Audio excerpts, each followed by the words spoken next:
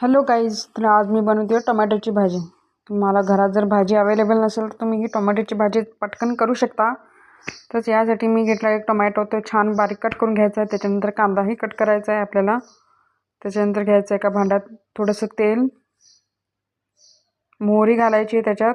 ती छान तडतडली की आपल्याला जिरं टाकायचं आहे, थोडं कढीपत्ता आणि कांदा छान परतून घ्यायचा आहे. त्याच्यानंतर आपल्याला इथं कट केलेला टोमॅटो टाकायचा आहे. त्याच्यानंतर आई छान परतून घ्यायचा आहे. त्याच्यानंतर थोडेसे बेसिकचे मसाले, चवीपुरता मीठ, हळद आणि लाल तिखट तुम्ही तुमच्या आवडीप्रमाणे घालू शकता. आणि गरम मसाला थोडा. तुम्ही गूळ आणि शेंगदाण्याचं कूटही टाकू शकता, याच्यात छान लागतं. तर आपल्याला हे छान परतून घ्यायचं आहे. त्याच्यानंतर 5 ते 10 मिनटं वाफेवर शिजवून घ्यायचं आहे.